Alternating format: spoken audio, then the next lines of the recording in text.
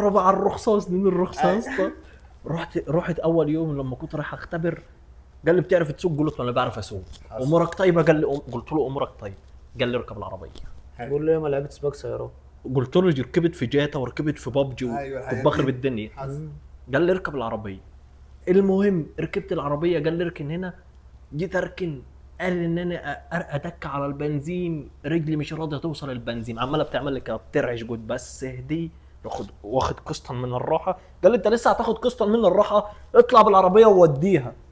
تقديم مستوى متوسط. قلت يعطيكم العافيه. رحت جاي دافع لهم الفلوس. رحت تاني مره سقطت يعني جبت متوسط.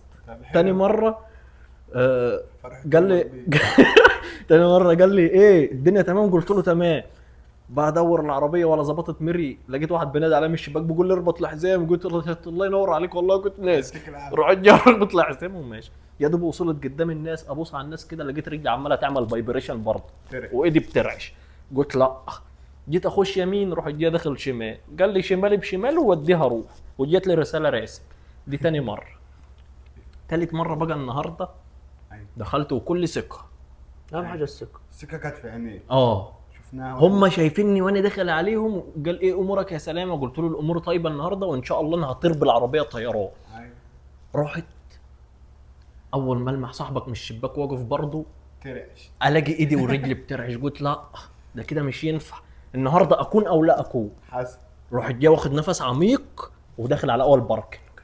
رفعت الشباك على الاخر ورحت جاي عيني قدام. رجعت لورا، ركنت العربيه ورحت جاي طالع راح على الباركنج الثاني.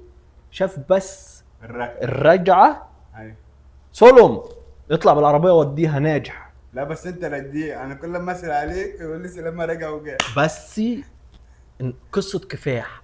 الحاجه اللي بتخاف منها لازم تعملها حسن عشان ما تخافش منها. لا حسن، ان خفت ما تعملش. الراجل بيقول لي انت رجلك خدت على المكان جوه يا سلام. وقلت نشحون. ما انت رحت بقالك شهر بتجي على الراس لازم بديت جبل على المكان. بديت قشره يعني. ايوه القشره ما بتهونش بقى. لا بتهونش والله.